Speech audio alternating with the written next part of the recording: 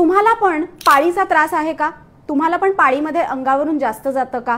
किंवा तुम्हाला पाळी वेळेवर येत नाही का? तर तुम्ही तुमच्या डॉक्टरांना कन्सल्ट करण्याची गरज आहे। बघा, पाळीचं कसं असतं, ती आली नाही तरी चालत नाही, लग्न झालंय आणि पाळी आली नाही तर आनंदाची बातमी असते, पण त्यानंतर जर पाळी रेग्युलर येत नाहीये तर त्यासाठी तुम्हाला त्याच्यावरती ट्रीटमेंट करणं आवश्यक आहे। कारण पीसीओडी पीसीओएस म्हणजे 100 मुलींमध्ये 10 मुलींना हा त्रास आहे की त्यांची पाळी अनियमित येते, चेहऱ्यावरती केस येतात किंवा मूड स्विंग्स असतात, पोटावरचा चरबीचा घेर वाढतो, मानेभोवती काळं असतं आणि मग कुठल्याही रासायनिक गोळ्या घेऊन पाळी आणायला लागते आणि मग त्यांनी पुढे जाऊन त्यांना खूप त्रास होतो। म्हणजे हे टाळण्यासाठी तुम्ही योग्य वेळी योग्य औषध घेणं खूप गरजेचं आहे। लक्षण दिसतंय म्हणजे पाळीच्या वेळी खूप दिवस अंगावरनं जात आहे, 10 ते 15 दिवस त्राव होतोय तरी चालणार नाहीये, तुमचं हिमोग्लोबिन डाऊन होईल, तुमची शक्ती कमी होईल।